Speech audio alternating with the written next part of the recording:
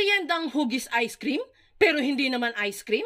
Pwede pala yun. Today ay gagawa tayo ng isang merienda recipe na sure akong magugustuhan mo at ng buong pamilya mo. At kung business-minded ka din, pwede mo itong pagkakitaan, guys. At sure akong bentang-benta ito once na sinubukan mo itong itinda. To start ay meron tayo dito 7 pirasong nilagang itlog. Gagawa kasi muna tayo ng filling ng ating hugis ice cream na merienda. Pinakuluan ko lang yan ng 15 minutes hanggang sa maging hard-boiled na itong ating itlog. Hindi kasi pwedeng malasado or half-cook itong itlog natin dito, guys. Then babalatan lang muna natin yung lahat ng itlog at saka natin ito dudurugin tulad ng nasa video. Gagamitan ko lang po yan ng tinidor para mas madali po natin yang madurog. Pagkadurog ng mga itlog ay magpipino naman tayo ng pulang sibuyas. Mas masarap kasi itong filling kung may ilalagay tayong sibuyas. Bali binalatan ko na po yung mga sibuyas at pipinuhin ko lang po yan dito sa ating manual food processor. Pero kung wala naman po kayong manual food processor, pwede naman po itong mano-mano ninyong pinuhin. Then dito sa isang bowl ay ilalagay na natin yung mga nadurog nating mga itlog. Bali simpleng egg spread lang naman po ang gagawin ko dito, guys. Pagkalagay ng itlog dito, isusunod ko na din po diyang ilagay itong paborito kong mayonnaise. Kinikilo kasi yung mayonnaise dito sa amin, guys, kaya po nakalagay ito sa plastic. Bali 100 pesos po itong kalahating kilo ng mayonnaise dito sa aming palengke. Pero kung may iba naman po kayong preferred na brand ng mayo, issue na lang po ang gamitin ninyo. Pagkalagay ng mayo dito,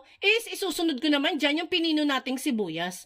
Hahalo-haluin lang muna natin yan hanggang sa magsama-sama na ang mga sangkap. Pagkahalo nitong egg spread mixture, ay titimplahan naman natin yan ng mga pampalasa para mas sumarap itong palaman natin. Maglalagay lang po ako dyan ng 1 tablespoon ng asukal, 1 teaspoon ng iodized salt, at half teaspoon ng pamintang pino. Tikman-tikman nyo na lang din po, guys, yung egg spread natin dito para malaman po natin kung may kulang pa ba sa lasa. Matapos natin yung mahalo-halo, ay ilalagay ko naman yan sa isang piping bag para mas malinis natin itong mailagay sa mga cone mamaya. Bali tatagal nga po pala ang egg spread natin ng 1 to 2 days kung wala po ito sa ref, at 5 days up to 1 week naman po kung nasa ref. Set aside muna natin itong palaman at sunod naman natin gagawin yung cone nito. Bali simple lang naman po ang paggawa nito. Kumuha lang ng 1 pirasong loaf bread at ilagay ito sa flat surface kagaya nitong chopping board, then saka ito i-flatten gamit itong rolling pin. Di na natin kailangan pang tanggalin yung mga nasa gilid-gilid itong loaf bread, guys. Sayang din naman po kasi yan. Pagka-flatten itong loaf bread ay ihuhugis naman natin yung pa-cone tulad ng hugis ng ice cream. Gayahin nyo na lamang po yung nasa video, guys,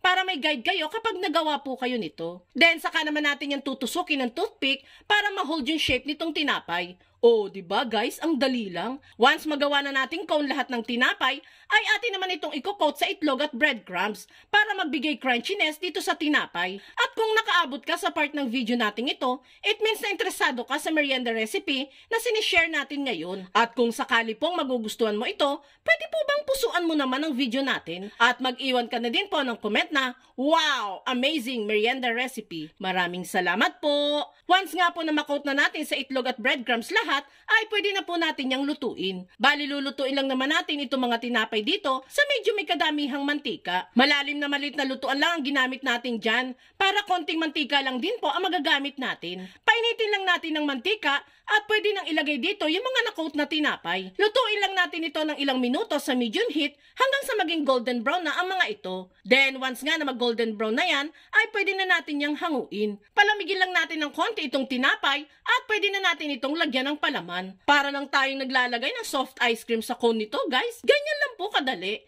And once nga na malagyan ng lahat ng palaman, ay pwede na nating pagsalusaluhan itong super cute at super sarap na ice cream shape na merienda. Kaya itag mo na ang buong pamilya at barkada at subukan nyo na din gumawa nito.